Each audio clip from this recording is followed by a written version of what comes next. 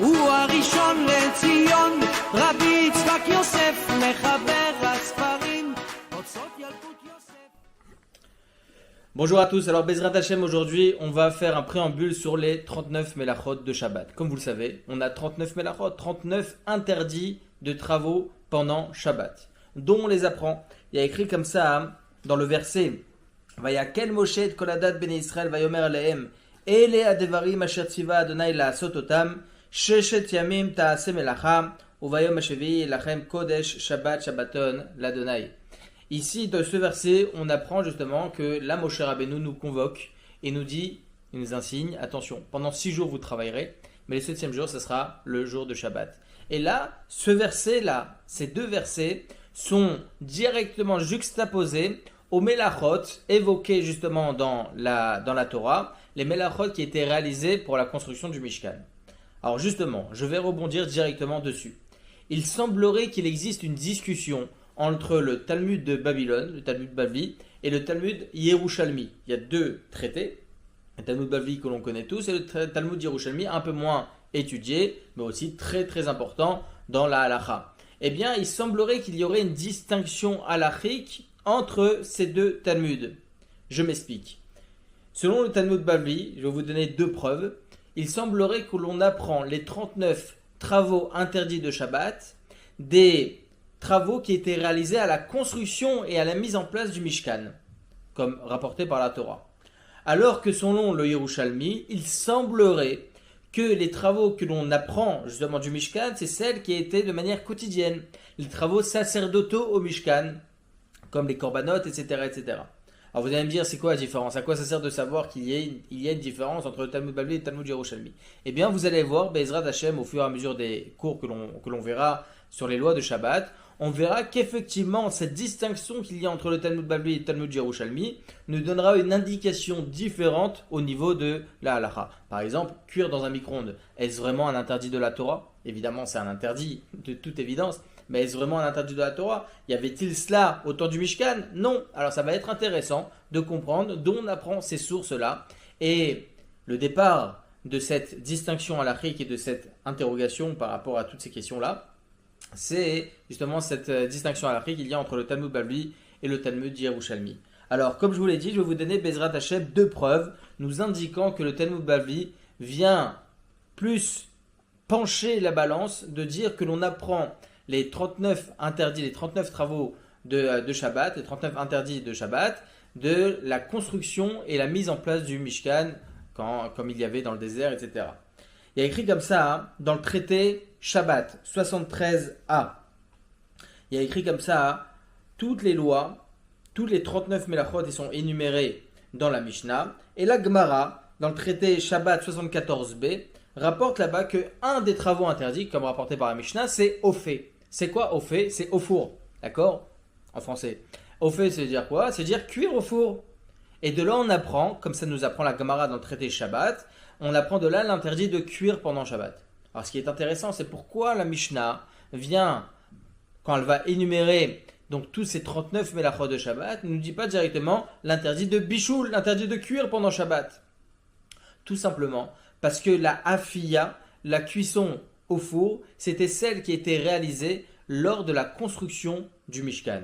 Alors vous allez me dire, non, il y avait aussi des afiyot, c'est-à-dire il y avait des cuissons au four lorsqu'on faisait des travaux sacerdotaux au quotidien, etc. Les 12 pains qui étaient rapportés au Beth Amikdash, il y avait aussi parmi les menachot que l'on rapportait la farine, du pain, etc. Alors pour quelle raison? En réalité, on voit de là qu'effectivement, la seule et unique cuisson qu'il y avait au temps de la construction du Mishkan, c'était afiya, c'était la cuisson au four. De là, il semblerait que l'on a une indication précise nous indiquant qu'effectivement, selon le Talmud Bavli, on parle et on rapporte les 39 Melachot et on apprend de là-bas les 39 Melachot de Shabbat uniquement de la mise en place et de la construction du Mishkan. Deuxième preuve d'une Gemara très intéressante, et là c'est très fin, je vous demande d'être attentif. Eh bien, il y a une Gemara qui nous apprend, qui se pose la question dans le traité Shabbat 75a, d'accord? Aïnehe Amoud Aleph.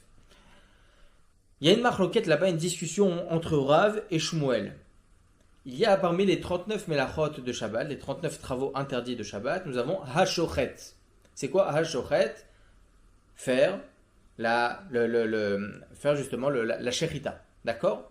L'abattage rituel. La Gemara se pose la question, selon ces deux grands rabbanim, Rav et Shmuel, à savoir d'où on apprend l'interdit, quel interdit on enfreint lorsque l'on fait la shechita. C'est quoi l'interdit? Rav, lui, il pense, eh bien, la personne, elle enfreint l'interdit de colorer, tsovea, d'accord? Parce qu'il y aura du sang qui va sortir. Alors que selon Shmuel, c'est l'interdit de retirer la vie, netilat neshama. D'ailleurs, on verra, Bezrat Hashem, l'interdit de tuer un moustique pendant Shabbat. Oui, c'est interdit. Malheureusement, c'est interdit. D'accord? Mais c'est de là qu'on va apprendre aussi. L'interdit de netilat neshama, retirer la vie d'un être pendant Shabbat. Alors, Rashi va expliquer quelque chose de très intéressant. C'est quoi cette marloquette? Qu'est-ce qu'on enfreint lorsqu'on fait la shechita? C'est quoi cette marloquette? Rav, il pense que tsovea, c'est coloré, et selon Shmuel, c'est quoi? C'est netilat neshama. Ok, très bien. Pourquoi il y a une telle marloquette? La shochet, la shechita. Eh bien, écoutez bien. De là, on devrait apprendre, comme ça nous explique le Rashi, de là, on devrait apprendre que quoi? Que lorsque on fait la shechita, on se pose la question, où il y avait ce genre de travaux lors de la construction du Mishkan. La Rav nous apprend, eh bien, pour la coloration des teintures, pour la construction du Mishkan, alors que selon Shmuel, juste le fait maintenant de Netilat Neshama. Pourquoi? Eh bien, tout simplement parce que lorsqu'on fait la shechita, c'est uniquement à des fins alimentaires. Lorsqu'on va faire les korbanot au temps du Beth Amikdash, on faisait des korbanot chaque jour.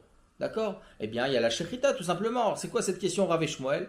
En réalité, si la Gemara, le Talmud, devrait apprendre que l'interdit de shechita, c'est tout simplement la shechita, eh bien, la Gemara ne devrait pas se poser la question quel interdit on enfreint lorsque l'on transgresse, justement, cette shechita-là, lorsque l'on transgresse de tuer une bête.